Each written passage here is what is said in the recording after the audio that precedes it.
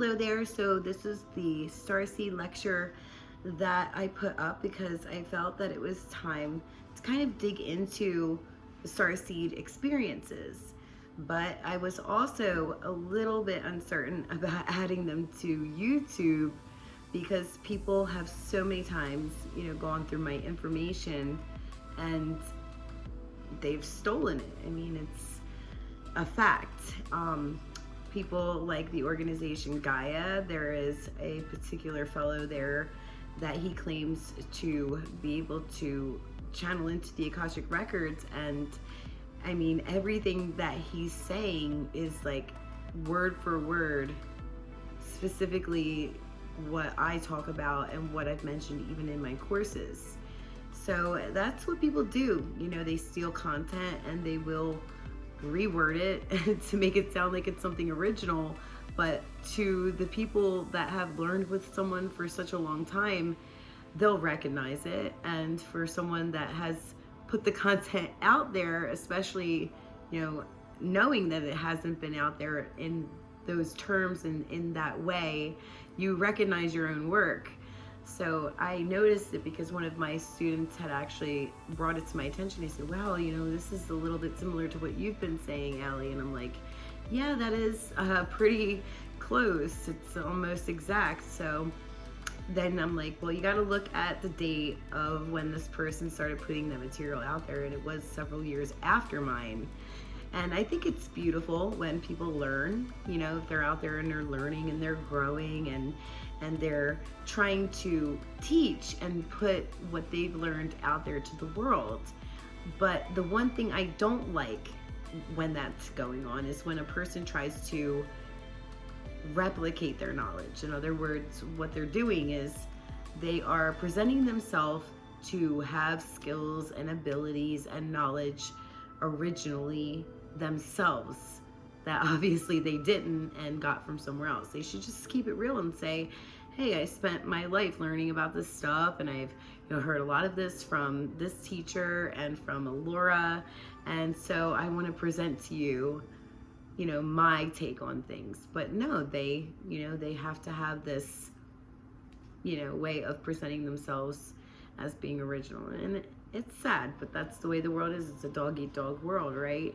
Everybody wants to get somewhere, and they'll squish anyone along the way. And that makes my heart cry so much because it's happening in spirituality. Like, it's the one place where people should be able to go to sit back and feel like they have a place they can trust, to learn and to change and grow into that better version of themselves, or to at least work through things that are hurting them along the way.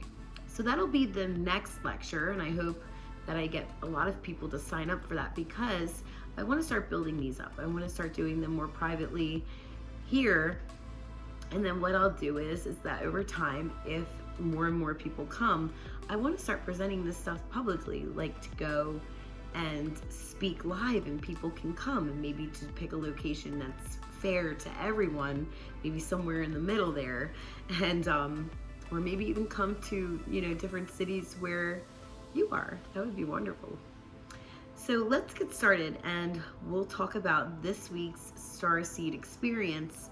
And I want to start with Pleiades because I think there are a lot of misconceptions about that civilization. People all of the time, have come to me with requests for soul readings, and they'll say things like, hi, I'm a fully awakened Pleiadian soul. I would like a soul reading.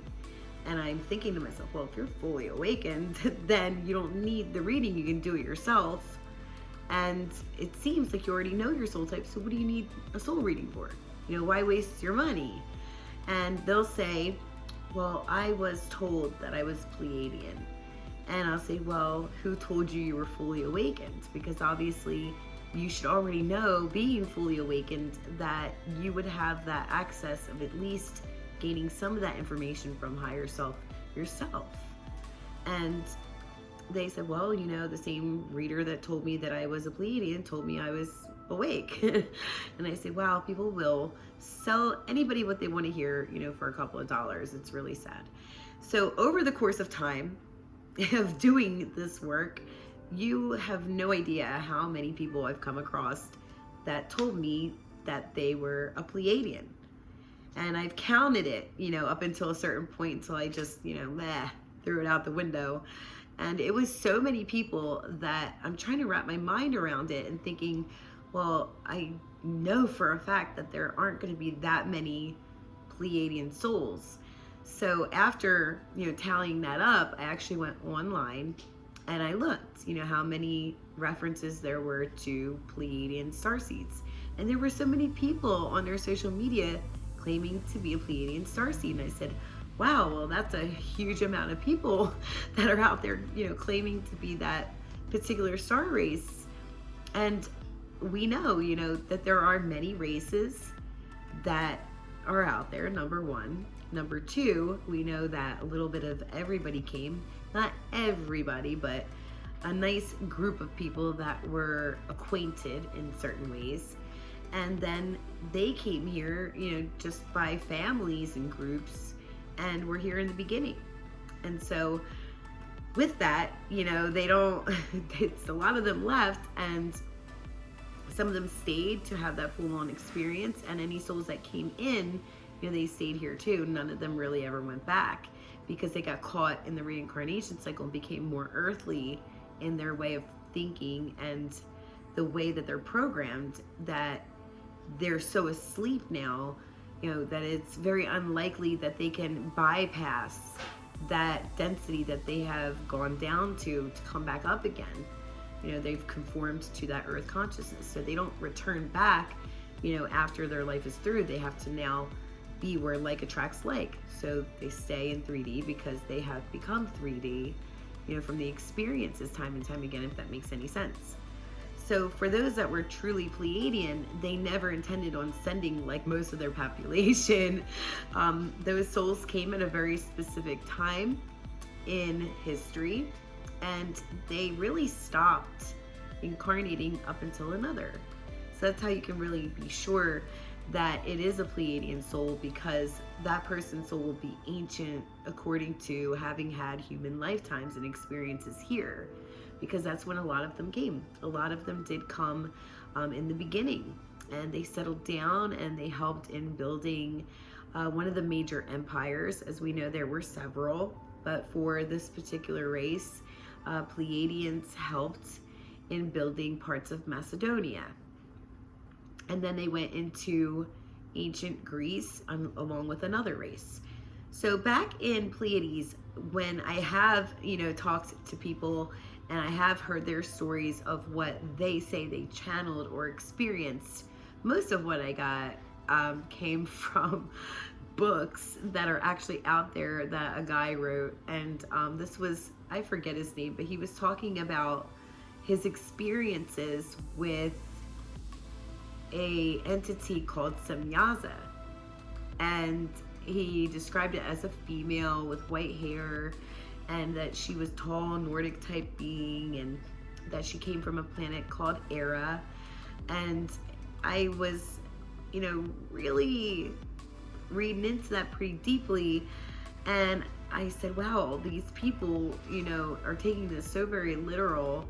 They believe this so much that they're telling me that they channeled to this star system and have this information coming from there.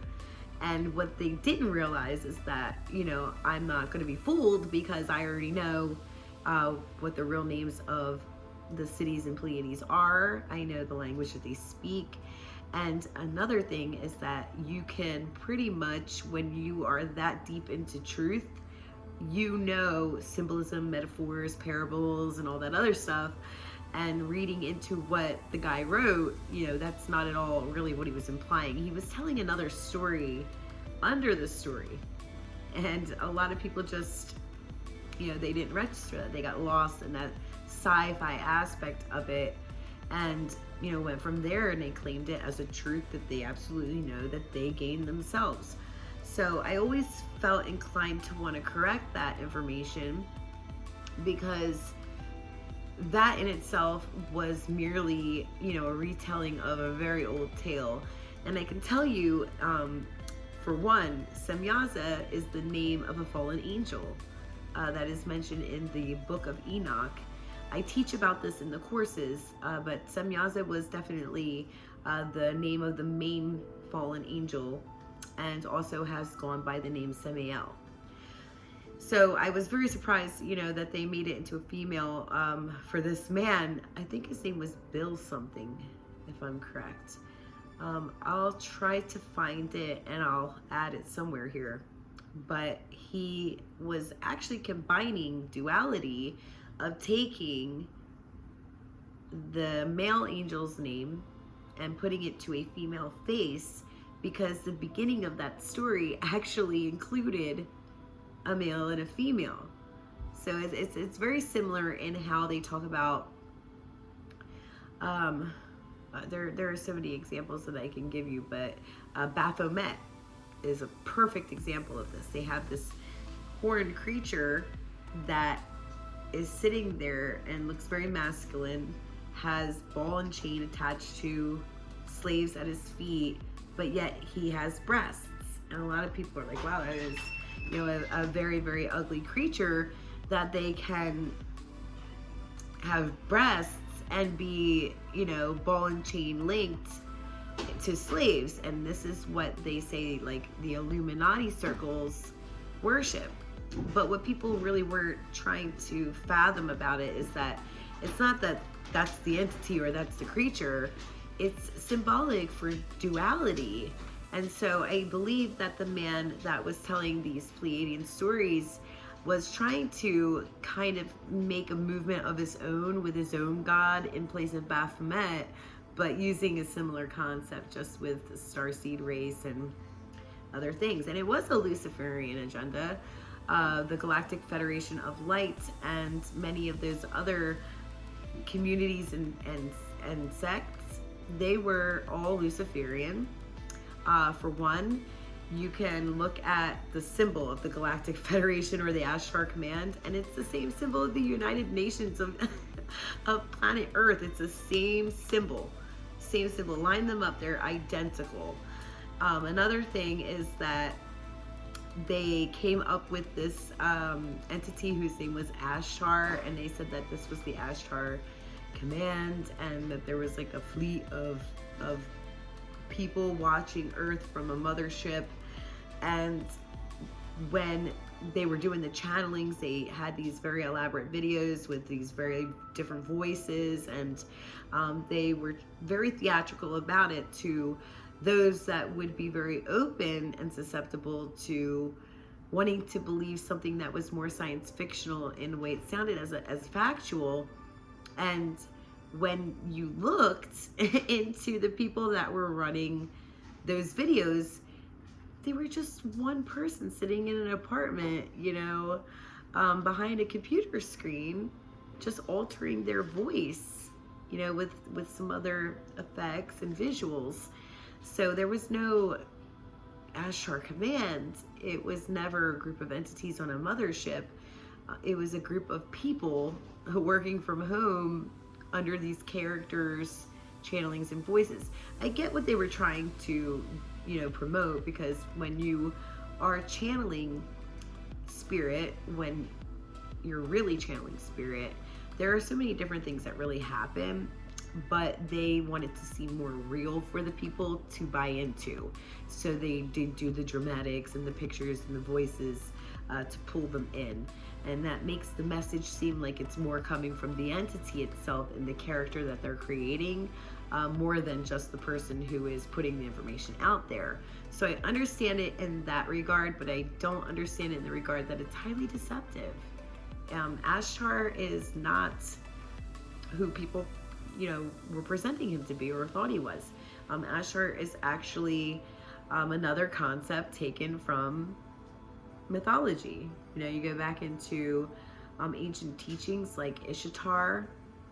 You look at also Asmodeus, Asmodee. These were demonic names that were taken actually from Ishtar and given to a demon as they downgraded that figure in Christianity. It's true.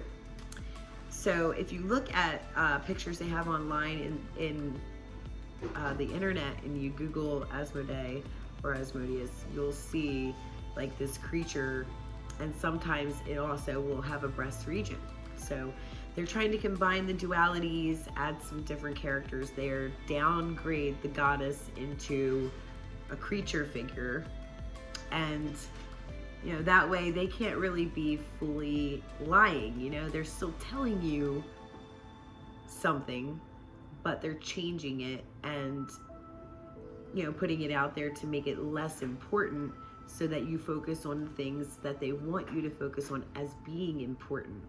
And that's always what religion has done time and time again. If you look at things such as the Catholic Church, really, you know, they have taken all of the same gods and goddesses that originated in Rome, that are also very similar to those in ancient Greece, and they downgraded them too and made them angels instead of gods, and demons as well.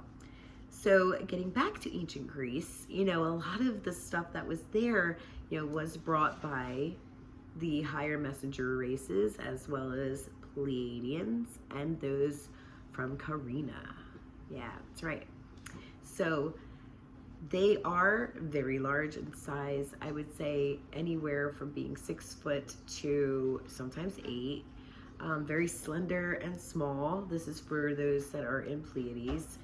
And they do have an albino appearance in hair, but as far as their skin tone goes, it is really so white, but with their sun and the rays that penetrate the skin and the way that their skin absorbs to produce color, just like people will have darker skin here, whether tan, brown, black, yellow, or pale, their skin tends to take on a tinge, just a small tinge of blue, you know.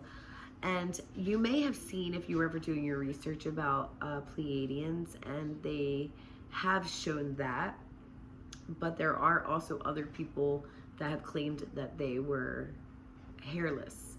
So let me set the record straight and say that a majority of the race has hair and it's white, but the elders and those that are responsible for government and spiritual caretakings, they do have that hairless appearance because they remove their hair just like monks do here on earth. It is a sign of surrender and sacrifice to their order and to the God they believe in, to remove their hair. It's like basically teaching the people through their example that I'm laying myself bare, I have nothing to cover me or to hide who I am. I'm here for just total service and sacrificing everything to do that. And so that's why they removed that. So they do live in a very different type of structure because the minerals and the elements are very different where they are. You know, I've always said that when NASA tries to talk about there being life in other places, like, these are people that are trained to look for third dimensional things, you know, because they're third dimensional. You would have to be extremely trained to see into higher vibrational planes, not just to remote view or to see into like the veil of spirit, you know, right beyond 3D. Like, you would have to really be able to see into higher dimensional planes to be able to find a lot of these starseed races, you know, because they are so much higher in vibration that they would be invisible to someone, let's say like an astronaut, you know. So they're up there like, oh, there's no life here, you know, and there is, you know, they just can't see it because it's on another frequency of existence. And you know, there are a lot of people that do think that it all sounds very crazy. And I guess in a sense, if you are coming from that old traditional outlook of things and you're looking back at, you know, that belief of there only being, you know, just earthlings that are existent in the universe, and then, you know, how there's one God and one people here, and you exclude the belief in aliens or other beings and creatures, and you're just sticking with that foundation, then yeah, of course, you're gonna think it sounds nuts, and for some people who are like kind of on the fence with things, they still have trouble believing it, but something in their heart kind of pulls them to it because it makes a little more sense, and so I say, why wouldn't it? My greatest quote that I always refer to when talking about these things is how the Bible even refers to God's mansion and says, hey, there are many rooms in God's mansion. And I liken that mansion to being that universal area of creation. And it goes up many levels. So of course there's going to be other life forms on each of those levels, just like there are other life forms of 3D. Mankind to have misled people to that degree of telling people that there was no other life, like it's very sad, because even the people that were in the first civilizations here, they knew, because some of them were from other places. Maybe they didn't want people to know that. I saw that a lot of them did, because they wanted to use that as a way to have power over the little average people that they had come to lead, because they were far more intelligent and had more structure, more organization in their thoughts. And so they obviously, they were gloating about it. They put themselves up there as leaders and rulers over these people and had them building, their empires for them. So they knew, and people under them knew. And how people came to believe, that there was nothing else out there and there was just this one God, that comes from fear-mongering and enforcement that came when Rome started taking over the world with the teachings that they wanted to enforce, which became Catholicism and then many, many branches of Christianity. So, and that original teaching comes from somewhere else that will really surprise a lot of people too, because it doesn't come just from Jerusalem, which is something that, it baffles me. It really does. It baffles me how people don't see beneath the surface of things, because, it's been in front of everybody for so long. It's like, flashing a light, but people can't connect the dots. And so it brings me back to saying that when it comes to anyone that claims like it's impossible that there are any other life beings out there, it's not, and it isn't. And there are people that exist from the first level of the Starseeds is like at the last and highest level of the fourth dimensional multi-plane. I call it a multi-plane because there are many like little levels in that. It's like an apartment building. You're going up. It's one apartment building, but it has multiple floors. And on those multiple floors are multiple rooms. And then you have that stairwell, right? The stairwell where you're going up the step. You're neither on the floor you just left or the floor that you're going to just yet. You're kind of somewhere in the middle. Okay, well, those are subplanes. And you can still exist there, So the fourth dimension has a lot of those little subplanes, and then, next level up, there is, another world of existence, another level of the apartment complex, if you will. And so the Starseed races start there, and they go into the fifth, and then anything higher than the fifth is considered holy because they have transcended a lot of the different perspectives of different worlds, or they were created to already have that knowledge. Some of them chose to go out and experience what they were created with to gain more, to say, hey, I was given this, but I want to see it, in real time. And that's called cultivation. So when they volunteer to do that, obviously they're doing it because not only do they want to expand more with firsthand experience of that which they already know, but they're also going to perform a very big task with what they know too. They're not just going to go down to a lower plane of existence and say, hey, I come from this higher plane of knowledge and wisdom, but I'm not going to do anything. I'm just going to kind of blend in. And it doesn't happen that way. So when they first came here, no, it didn't work that way either. They were so happy that they were able to give something to the people that they didn't already have, which was knowledge and wisdom on how to do certain things. But again, religion takes and twists things, and they have attributed that to just the angelic group, because they don't want to say, oh hey, first of all, not only is there not just one God, but hey, it isn't just the angels' fault. There's other races out there. Oh, but we told you there was only one. Sorry about that.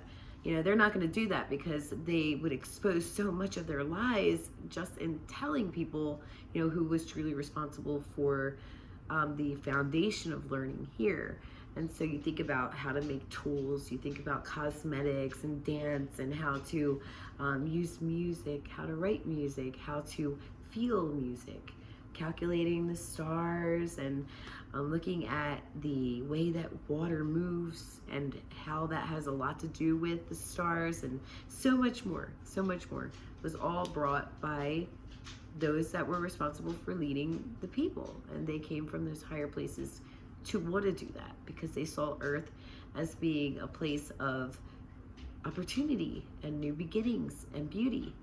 But it usually always comes down to that vanity that's built up in some, because like I said, 4 and 5D, they're not perfect. They haven't been to the holy heavens, and they haven't transcended yet. They're only from just their world in the 4th dimension, unless they're angelic, living there. So a lot of them were just starseeds, and they needed to experience the 3D reality that they were in.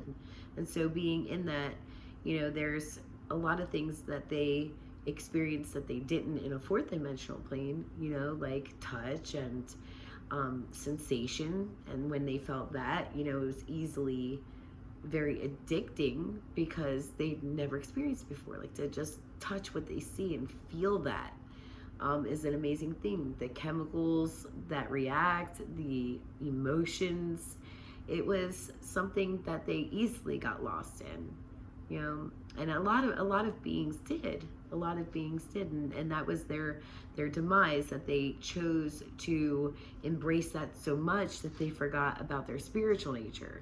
And there's other stuff, that I teach in my course that happened and went down, of course. But it happened to those that were from Pleiades as well. But if you look at their world, it's different elements, different materials, and of course, different, vibration and frequency that holds all that together. So their structures are very, very different. In the center middle, as they have mapped out their city to be structured in the points of the stars and the cardinal directions of their world, there is a big building. It's like a cathedral, but it's not like just a holy space. It has multiple different places that are there, like places for those that hold office, for government, those that are in charge of spiritual things, those that are helping and mentoring, those that are responsible for advancing in sciences, those that are responsible for enhancing technologies, and those that are responsible for exploring other places to bring back data and info. There's so much going on there, and they hold those people in that one center because they communicate a lot as a hierarchy that are helping to teach the people around them that are being born into that world and trained to go into those specific areas as well. It's very similar in a lot of those 4th dimensional planes. But for Pleiades, a lot of them that are living within the civilization and not within the hierarchy, they are very kind and loving beings, and they do work together, and they will help the people that are brought into their families to advance in what they're given. And that's one thing that's very different. For other star places, they have different ways of attributing what a person's going to do or what their purpose is going to be. In Pleiades, they assign it right away. And so they'll be given to families that will help them to grow in that. And so that family will be a family of beings that have already been brought up and educated well. And then they'll work specifically in that area. Like, for example, agriculture. They're very big on that there. And a lot of the different families that are in Pleiades are always helping to work in advancing ways of survival and in their agriculture. For them, they thrive on energy, and they ball the energy up in a certain way that they're able to absorb it, and then they later advance to a whole other level of being able to absorb the energy by creating like a base that they sleep on. It's like a little charging pad of higher vibrational energy that goes on for them at a specific time, and it's all natural energy. It's just channeled by their higher ups that are in the council, that kind of like meditate into their world as they're channeling from above, and that brings that energy from above down from the council and then into that collective space.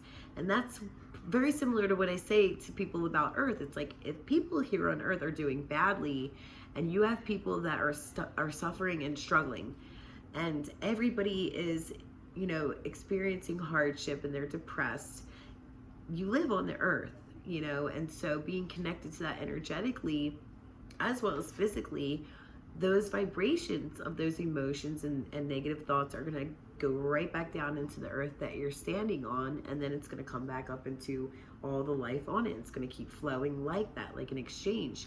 And that's why for harmony, everybody has to try to be in a good place, at a good vibration, take care of the earth, so earth itself is in a good vibe, so that it's always, you know, up there in its frequency. And so people can be healthy, life can be healthy, and it's not deteriorating as it is here. But it's the same way in Pleiades and many other places. But what Pleiades does that's different is that they purposefully channel higher energy from heaven and then down into their council that are able to hold that higher frequency, because they're masters, you know? And then they channel that back down, and it just kind of permeates, and they will all sit down and go to rest, to lie down in that energy all at the same time in the planet. So the whole planet just kind of shuts and goes quiet, and it's just in a meditative state. It's very peaceful for them there, and they work together like that because they believe in everybody being able to flourish. They believe that everyone should help one another to flourish, because if they don't work together as a collective, they know it's going to fall apart. You know, just a little bit of that lack of harmony is going to spread into more lack of harmony. And so they're very synchronized in everything that they do, even with large prayer circles that they have. They get together on many occasions throughout the week to stand around that cathedral, all the people, and they will sing in their light language, holding hands, and the vibration just goes up. And that's the people's way of giving back of that higher frequency that they absorb all week when they're resting in that meditative state. And then they come back in that prayer and that chant and that song, and they give it back to the members of their council, you know, out of gratitude. It is a beautiful place. They don't need food. They have an illusion of food, I think, for the first beginning of their world, because they had to have some kind of way of bringing in, you know, energy to survive. But now that, you know, they've started doing this, well, they've started doing that a long time ago, but when they did, that's when they did away with, you know, having to have these like illusionary things to absorb the energy. So it's kind of like living as a breatharian a little bit there, but they're getting, you know, far more energy, not just from what they were bringing in during the times that they were eating, so to speak, but now more so from that collective meditative trance that they go into together at night. Now, that world itself has only 2 times of the day, and it's really, it's awesome. Their day is way different. You know how the sun, it goes around here to create, you know, different times around the clock of the day, and 24 hours is a day for humans here. Well, their day there, it isn't the same time range. Actually, you could say that it feels like their day is a lot faster, whereas the night aspect of it lasts a lot longer. I don't know how that would make sense to you, but it does. They have more of a lack of daylight period than they do where the sun is actually shining in. This because their sun is like really bright. So they have one big ocean. The ocean is of like a very beautiful, it's a very, very, very light teal, and it has like over the top of it a surface of, I don't know what kind of element it is, to be honest with you, but it gives it a reflective of silver. But when you're up close, you can see that it has like this very light teal coloring it. The beaches and most of the earth there is like of a white substance. So when you are at the beach, it becomes powdered, whereas when you're in the mountains, it's like more of a solid sedimentary type of stone that's white. And yeah, that builds up over time through more added energy that they give, and that's what it is. It's collected energy that crystallizes, and it crystallizes not in like a clear crystal, but it makes it to where it's more of that snowy type quartz. And they do have caves of like, you know, big things hanging down of it, and they do send sometimes special messengers to go in there and meditate and collect the energy before they go on a mission to leave Pleiades to go elsewhere, even if they're going to do it through soul incarnation. Like if they're just going to leave that environment and their consciousness travel somewhere else, they usually go to that cave to just kind of boost up a little bit. And then when a soul is leaving, you know, they do always all get together to see them off and to thank them for having been there. It's a beautiful place, you know, and even the nighttime, you could see so clearly into the sky. It's a beautiful, beautiful thing. You can see the stars so clear. You could see some of the backdrop of like nebula a little bit there, because they do have a little bit of nebula around their planet. And the force of love that comes from that world is so awesome and so it's very sincere. But I do have to say that when it comes to them being on Earth, you know, they do change. You know, they really do. That's why, like, even those that have been of an angelic origin that have been here for so long, you know, Earth changes that, especially if they've forgotten their origins for so long and they've become so used to being here. You know, it's going to be really hard to get them to believe in who they are. When they start waking up, they're going to always question it and doubt it, because they're so programmed to what they've learned time and time again, over and over and over again, you know, being in this atmosphere. And it's a shame, because you know, they are very loving souls, very creative types, very giving, very passive people. And yet the world, because of their kindness, just like with angels, you know, it hurts them. And a lot of them, because they do conform to Earth, they become very bitter and very hurt and very isolated people. And they do get very spiteful towards others too when they're hurt, because they open their heart so wide, you know, just to always get hurt. It happens every single lifetime to them, because that part of them doesn't change, you know. But in Pleiades, they would be spiteful, you know. They wouldn't hurt each other either, but had there been any kind of like miscommunication, if that existed, they wouldn't get spiteful or bitter. They would work it through with love and gentle kindness and listening.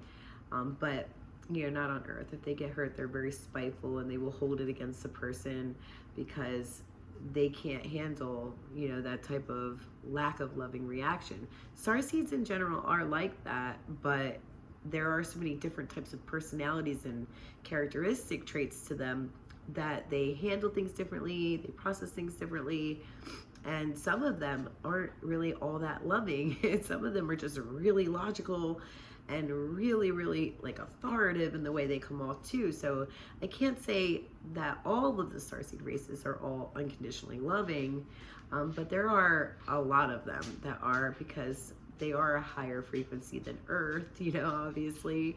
But those that are angelic, they do really take it hard when they're hurt or when people are mean to each other. But those that are on Earth, you know, for so long, they forget that too. And it's sad that a soul could get lost, you know, in that process. But I think that that's what that process is created for. So, well, I hope that you enjoyed this video on Pleiades and Starseeds. We have more to talk about next time. I hope you'll join me, and thanks for watching. Bye-bye.